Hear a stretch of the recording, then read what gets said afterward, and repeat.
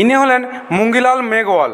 এর বাড়ি হচ্ছে রাজস্থানের বালতরাতে। আর ইনি হলেন একজন কৃষক। 2-3 বছর আগে সে একটা জমি বিক্রি করেছিল এবং সেখান থেকে সে 5 লাখ টাকা পেয়েছিল।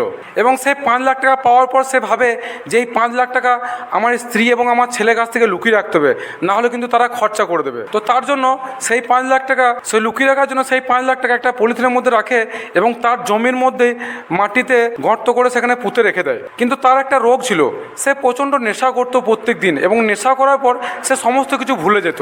এরকম দিনের পর দিন পেরিয়ে যায়। তারপর সে মদ খায়, ডেলি মদ খায়, সে ভুলে যায় যে সে পয়সা রেখেছে মাটির নিচেতে। তো এরকম কিছুদিন পেরিয়ে যাওয়ার পর তার ছেলে তাকে বলে যে বাবা, তুমি যে জমিটা বিক্রি করেছিলে, তুমি যে টাকা পেয়েছিলে, সেই টাকাটি কোথায় রেখেছো?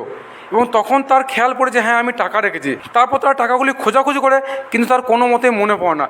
তার কিছুদিন পর তার মনে পড়ে যে আমি মাটির নিচে রেখেছি। এবং তারা সবাই মিলে সেই মাটির নিচে এদিক ওদিক করে খুঁজে বেড়ায়। খুঁজতে খুঁজতে তাদের প্রায় 1 মাস 1.5 মাস পেরিয়ে যায়। তারপর কিন্তু তারা পয়সা খুঁজে পায় না। তারপর 2 বছর পেরিয়ে যাওয়ার পরে ওই জমিতে চাষ দিচ্ছিল এবং চাষ দিতে দিতে সেই হালের মধ্যে সেই টাকার পলিথিনটা লেগে উঠে আসে। এবং যখন উঠে আসে তখন তারা দেখে, এবং দেখার পর যখন সেটা খুলে দেখে তার অবস্থা এতটা খারাপ হয়ে গেছে, টাকাগুলোর মধ্যে সব পোকা লেগে গেছে এবং টাকাগুলো সব টুকরো টুকরো করে কেটে দিয়েছে। তারপর সেই পয়সা নিয়ে তারা স্টেট ব্যাংকে যায় এবং বলে যে এগুলো এক্সচেঞ্জ করার জন্য। কিন্তু ব্যাংকের একটা নিয়ম আছে, যদি গান্ধীজির ছবি, সিগনেচার এবং সিরিয়াল নাম্বার ঠিক মতো না থাকে তাহলে কিন্তু সেই পয়সা এক্সচেঞ্জ করা যায় না।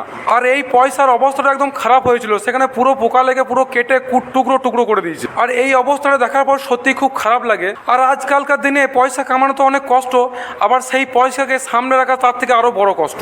তো এরকম ইনফরমেশনের ভিডিও পেতে ভিডিওটি অবশ্যই একটা লাইক এবং চ্যানেলটিকে সাবস্ক্রাইব করতে ভুলবেন না।